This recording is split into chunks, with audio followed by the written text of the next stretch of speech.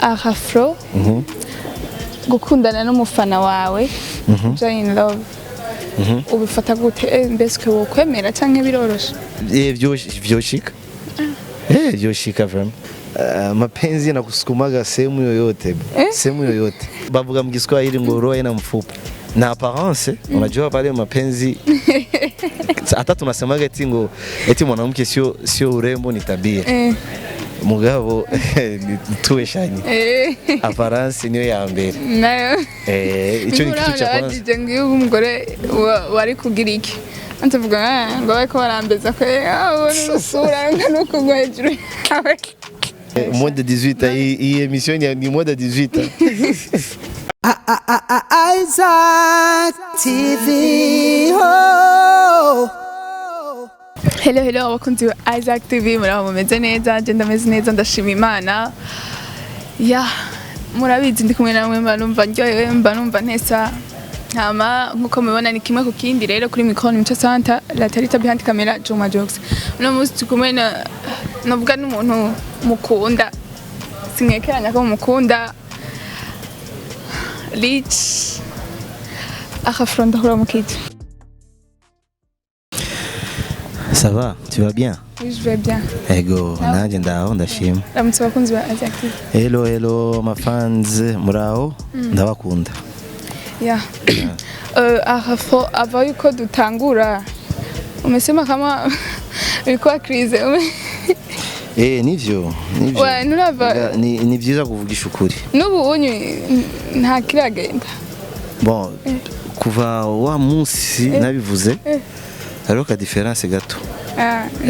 karahari no gushima yego uri ready muri kimwe ku kindi yego now we ready I'm ready kandi rero turaba honest bon yego avako dutangura nta kibazo bagize ukimbona ndazi canke kuri jewe canke kuri Isaac TV ukimbona bitandukanye n'ibyo tuba twateguye oya bon jewe ngishaka ndagusabe tu ungirire kako ndabizi ko yizi ntunze kuvuga ko utayizi ungirire gatoyi kw'iryo ndirimbo nahaye ijambo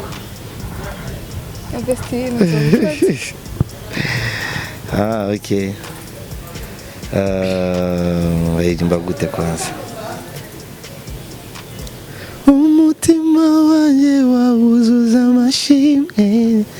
akanwa kanje nako kuzuza indirimbo aho byari bigoye waratabaye warakoze mwami yes wow bon urimba neza urakoze merci beaucoup dutangure n'ibibazo byacu ikibazo cyanjye cya mbere turi ku isi turadekona cyangwa bakatudekonera iyo byashitse ukadekonera umuntu ushika yaho bizana beef wowe ugira iki kugira bihere cyangwa ndazi bumvuga ati I don't care na kintu kiri special nko gusaba imbabazi hari abantu badasaba imbabazi ariko je ndi umukristo yego je vraiment mimi naombaga msamaha ukasema mimi nikikukosea negerezwa kugusaba imbabazi hari ujya umuntu avuga ati je sishobora gusaba imbabazi cyane hari n'undi muntu usabye imbabazi ahubwira warabikoze none imbabazi ndazirya bon jewe sindi imana sivyo siwezi judge mtu kuko twese Mungu yuko hapo juu kutujudge Sean so huyo mtu mwenye anaweza kufanya akikosea afu aombe msamaha kintu nomubwira si byiza gusa si byiza iyo wakosheje ni byiza ko usaba imbabazi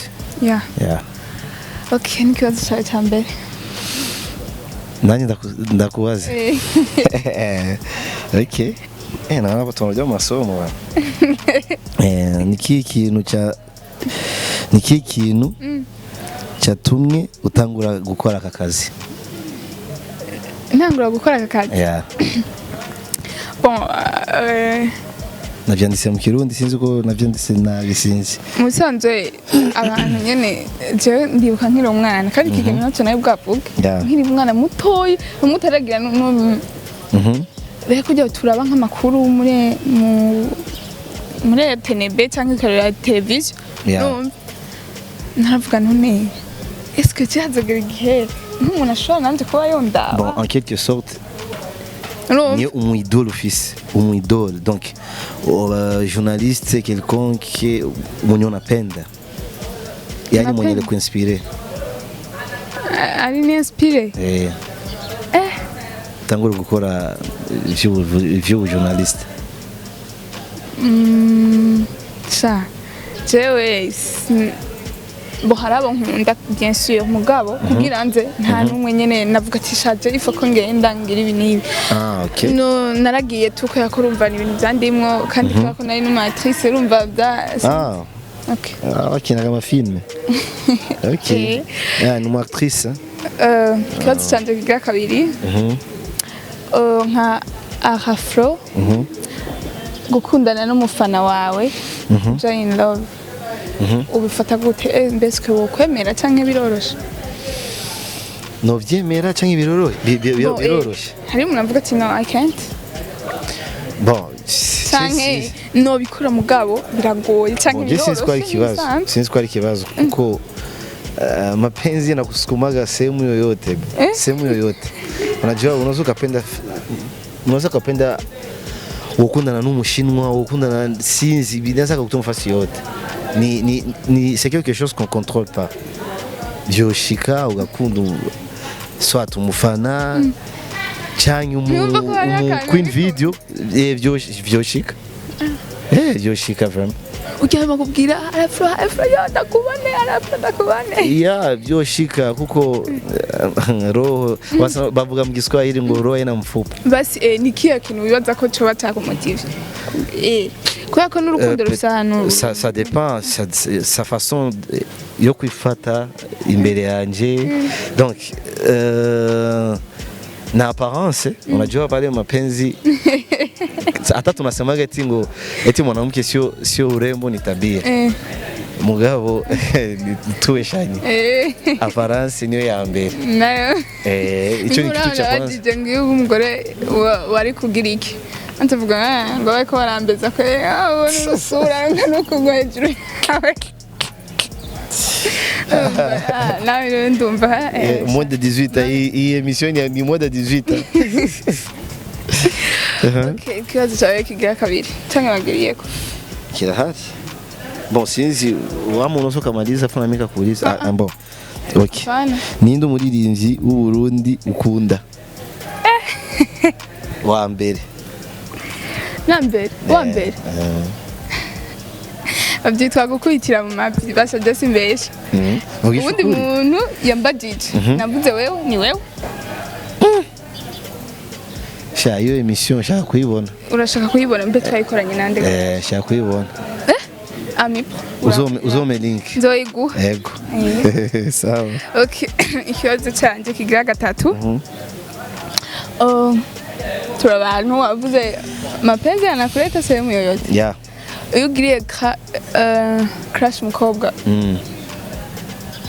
babyita coup de foudre byitwaramwo gute biraguhereramwo cyane sha normalement jewe watu wananijua kuva kera nari ndi timide sana niko timide yego nubu bon oya byaragabanutse ariko aho nyene ntaguciriyemo timide gute ama uri kurakora ama video muka byagenda gute umuziki ni ibintu nkunda ariyo difference hariho nk'amasene bakubwira rero kumva ya bikananira n'ukuri c'est vrai unaweza uliza hata uzobaze John par exemple uzobaze John Elar ari ibintu asaba ko nkora binanishinda lakini unajua bafan si tunaenda na bafans bafan piko vitu wanakuwa wanasubiri kwangu ama wanasubiri kwetu wasanii inabidi tuifanye sio vyote tutafanya lakini inabidi tufanye tena watu wanazidiana jewe ndo muntu nubaha abavyeyi banje Ubaha. kandi nubaha en general niyo mpamvu ufise amalimite ari ibintu nashobora gukora muri Hozarina waciye tumufate ubundi muhungu no ijya ni strategy si ivyo ijya ni strategy nilitaka nitumikishe master muziki wangu upendo Drunk in Love sinayikoze je nyene hajya wari wiyahuye kwe c'est ça ni strategy mbo abifanani ntabwo bisa yego okay ya biherera herera nini wari bwaze kwishura bivana lakini mara mingi kuva kera nilikuwa nikipenda mwanamke shanikuwa sisemi vraiment najibuliza hama ukumye mubona hari ukuntu basubiye ukunze umuntu ntuguma mubona biheba bigahera ukaguma mubona nyene lakini mimi byanifikiaga mimi bishanifikia vingi cyangwa wacu tuma oya vraiment oya gusa nilikuwa nikipenda nampenda mtu lakini ndavyigumizamo okay si bisemi bobo sio kujivuna lakini si kuishima hapana ni bijya nakubwiye ni kuba timide lakini hivi ni bishapunguka hivi nasema kabisa hivi na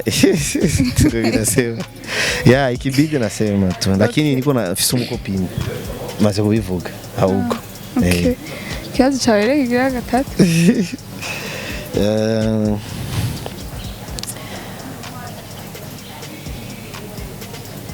na iki nataka kuuliza mkiswahili ukikuwa par exemple ukikuwa ministre tufate jeunesse sport et culture ni kitu gani unaweza kufanya wasanii ni kihe kintu ukorera abaririmbyi bo mu Burundi ikintu nabakorera nogerageza icambere urumva ntujya kiza nkagerageza nkashiraho ikintu kibahuza bose urumva bijya byakujipandisha urumva kwishira hejuru no kugira iki kuko we nawe ndisiyo hari abantu bariko bararirimba kandi usanga bakora neza ariko ugasanga ntabuze sio kweli birashika lakini unajua ndakubwira ikintu ukifanya muziki mzuri unafanya promotion lazima watu ujue ni kubera ko kenshi ikintu kibananira urumva usanga ajya mahera ya promotion c'est vrai lakini ndakubwira ikintu nkamwe ba journaliste wahoze nambia kama ngo ari abaririmbyi ngo uzi abaririmbyi benshi kundusha jewe je suis pas sûr sindi sûr vraiment sindi sûr kuko ni monde yangu ya muziki bisigura ko hata patoke msanii mwenye iko na talent kama iko na talent negereza kumumenya bon nizere nako ndavuga nkagerageza nkagira ibintu bibahuza hamwe urumva nkayaka ko iterambere urumva kandi ikintu cyose iyo wishize hejuru ifo kwibikorwa bari ibyo bija hejuru kwishira hejuru gute bivana parce que unajua ari hariho nk'umuntu usanga ari dufata ari nk'umuririmbyi nk'ubu wewe nka Arafro kuri wa kera umusabye featuring nubwo utomuriha urumva kandi we n'izina urarifise nubwo utomuriha na message yawe aranyaruka no kuyishura ariko ujya mu dog ujya mutoya kiza amusabye featuring akaca n'umubwira n'amahera ajya n'ujya wundi ayafise amaze kuyaronka atoronka ivyo ça dépend bivana n'umuririmbyi n'ubundi nyene ivyo rero n'ababirimwo bikabavamo non même si icyo ni cyambere ivyo tuvamwo icyo ni cyambere wavuze bya sport na culture vraiment ugerageza hakaba ibibuga byinshi mu gihugu gitandukanye cyose mubaka n'ahantu kubera ko ari ugihe nk'umuntu ashaka kugira nka spectacle canke concert ugasanga nta hantu hagutse ibi apana kwaja mu kabari akaba hari ahantu hama spectacle nizo nokoreje ikibazo canje rero kigira kane uri muri industry ya music kuva kera kandi imana rero ni iguhezagije umwana nka arafa nk'umuntu azi industry urazi ibiryoshe urazi ibibisha urazi challenge iki ubona wovuga ati mwana kuruko nyene bikore wo mwanka uhaje canke ni wo mwanka uhaje nimba wo mwanka uhaje canke uto mwanka uhaje kubera iki umwana wanje urayizi yose kuva kera no m'encourage tu sais pourquoi nararose chance y'abavyeyi ba supporting nanje bagutahura yes yeah. Bon c'est vrai papa wanje ni mtu mwenye akwana ni bana sana ja masomo muga niyigeze ambuza ngo gukora umuziki canke narakina football kera niyigeze ambuza nkore umuziki canke nyene football niyo mpamvu simbona sioni kama naweza nikamkataza mtoto wangu kufanya kitu kenye anapenda haubwo nukumu naweza mukonseiller juste ça nta kintu wotinya cyane ari nko ku mukobwa yes ndabizi najua si muziki tunashikaga Burundi eti mwanamke akikuwa msanii anamshika si kama kandi ngo avuma ruko abyaye mais ça dépend bivana na caractère na éducation ya bas âge yes ça dépend ni hiyo ni individuel sûrement musibi généraliser ngo bari ni byose mu Burundi baramuke kinga mgema mfaba ça dépend bivana n'umuntu kama uko objectif nimba ufise beat mu buzima bwawe unasema mimi nafanya muziki wangu pour que shika hanu tu vois ego en tout cas mimi kitu naweza kufanya ni kumuconseiller ahubwo naweza tanka kona m'entraîner na kona mpiga ma practices za kuimba yes sawa okay kitu chaye kigira kane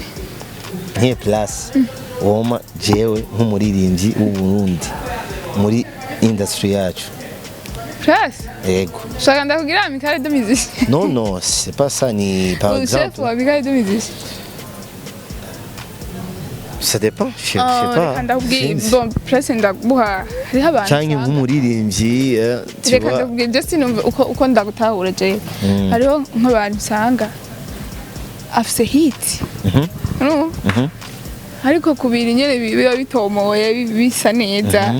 apana kuri production kujwi icyakora kuririmba numva nizwe nyene yitwe n'ubuhinga na talent ugasanga arafise talent ariko ubuhinga si cyane kandi ugasanga aranavuma canke arafise ubuhinga aragerageza nyene urumva kandi akavuma mugabo ntaranayo bon rero wewe okay wewe ndembona urazi kuririmba natarura ifise ifindi rero bikurikira ntumbatse abantu baragira commentaire ngaho muri kimwe kindi aba ni bara judge ya kibazo cyanje kigira gatanu wo guha award imwe uyu umuntu akwemeza nawe ko nawe wabudura yanariza ya akwemeza nawe yihande nitugende de gauche à droite noiha Big Fizzo. Tu sais pourquoi? Nganje na experience fisi Fizzo yaratanguye kuva kera sivyo gushika ntubu kandi agenda arahindura strategy c'est ça niyo en fait ico kintu sio kila artiste konacho ngubwiza ukuri sio kila artiste unaweza kaimba unaimba bien watu wanakusikia kama unaimba bien lakini piko kujana ni gihe okay alors Fizzo afise ikintu yes kuba update Fizzo afise ikintu cyo ku muri commercial bakita analyse commerciale étudier l'environnement donc terrain on a par exemple ensemble nataka niende nifanye commerce ahantu ngo Paris comme Paris donc yes unaona kama par exemple ensemble hivi mimi naenda gukorera nka commerce quelconque mu Rwanda par exemple utegerezwa on a étudié terrain tu vois ego icyo kintu rero Fizo aragifise ni kihe kintu abafanzi bashaka ni kihe kintu abafanzi bakunda muri iki gihe turimo wowe Fizo aragikora kibazo cyawe cya gatanu akino question banyine basane basiriki ni mushavure ahubwo wewe je burya harimo trick wowe uri umuririmbyi naguhaye abandi wowe nukora neza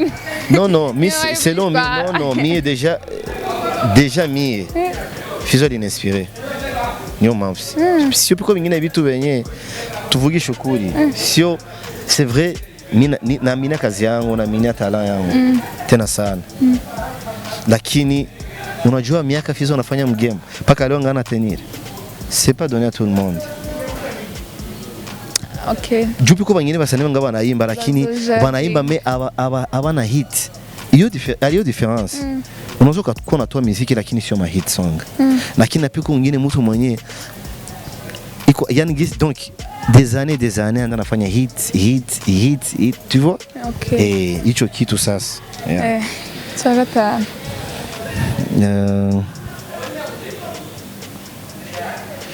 bon niho umuririmbyi ukunda ko dukorana wo hanze ukunda ko dukorana mukoranye bayisa featuring yo man kanda kubwira nkunda Christopher wo mu Rwanda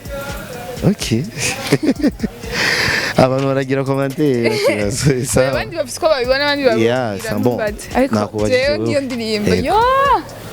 sinzi kibazo cya nyuma rero Afro ubu turabizi ukuntu iby'ubu bimeze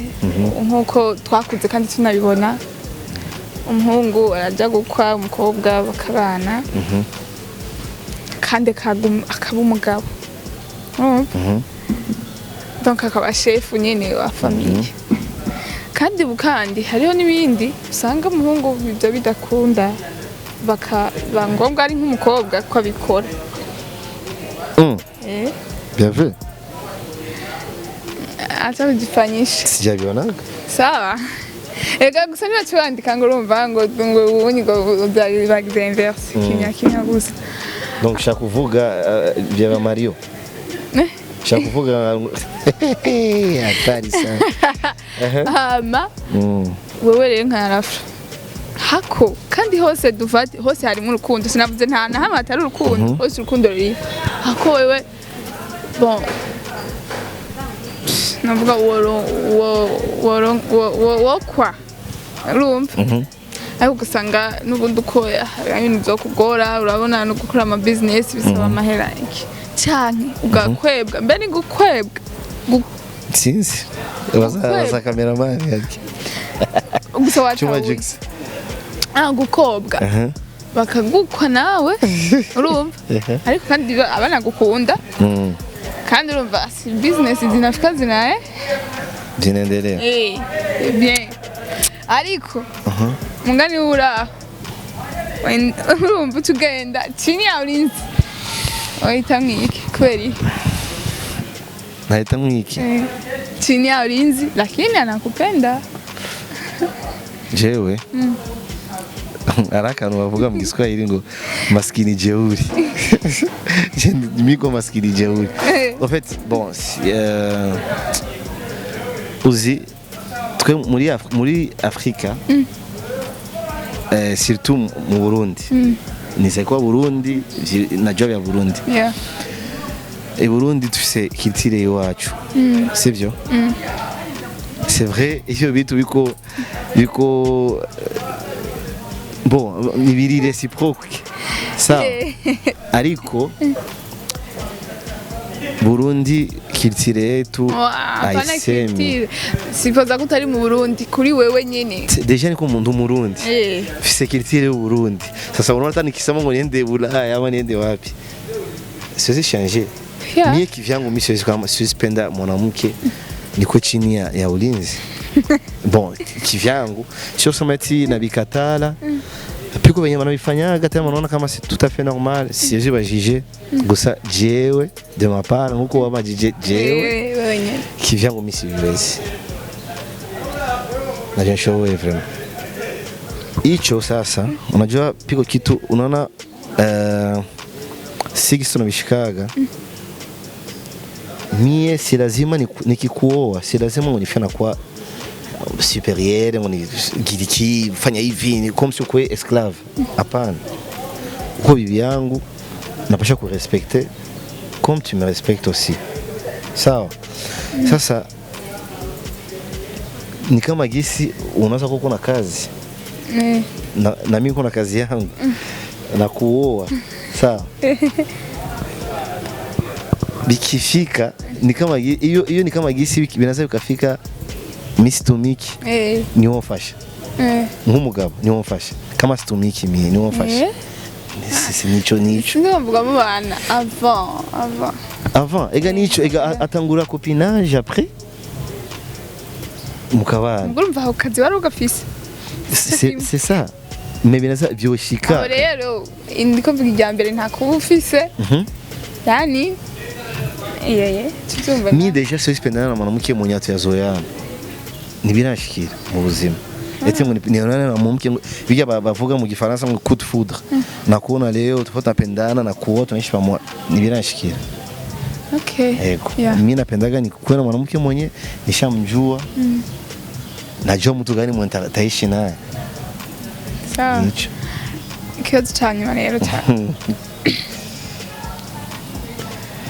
Ngira aho umuziki w'Urundi ufira. Nani ufira? Hakuna niweza kweli. Tutawezana. Cyane ufira. Nta support apana ngo ivuye kundi muntu. Nta support nyene kwiye nibwo baririmbye muhana. Mu baririmbye gusa. Mu baririmbye gusa. Nahandi ni byinshi. Nabwe ntabyo nzi kwera byinshi birenze. Donc wowe umaze kugira analyse. Wowe watanze ni analyse. Watanze ni détail au fait. Nabwo ari en général. Nabwo ari en général donc et tout. En général ngo menye ngo kiniki vraiment. Non selon moi. Ukibakinuliza hiyo question. Gisianza nikajibu. Muziki wa Burundi unakufa pande zote. Sehemu zote. Baririmbyi, mu ba producteur, mu ba journaliste, mu ba DJ. Selon moi. N'abafana. Bon, bafana banakia ku place ya nyuma. Parce que bafana bo tubaha ivyo tushamaliza kwanza sie kupanga nini tushasikia. Donc kama mimi par exemple naenda ku record niko na producteur sawa na patia journaliste avant passer fana donc fana nakia ku dernière place. Okay. Eko nibaze twaganiye neza. Eko Nkanda gushimire rero. Merci beaucoup. Yeah. Abakunzi ba Isaac TV murabona rero yari kimwe ku kindi na Rafro hama nizere yuko mubandanye muryoherwa n'ibiganiro bya Isaac TV nkuko mubibona ni Muco Centre Tarita behind camera Juma Jux mubandanye muryoherwa ndabakunda cyane ciao kimwe ku kindi. Isaac TV. Oh.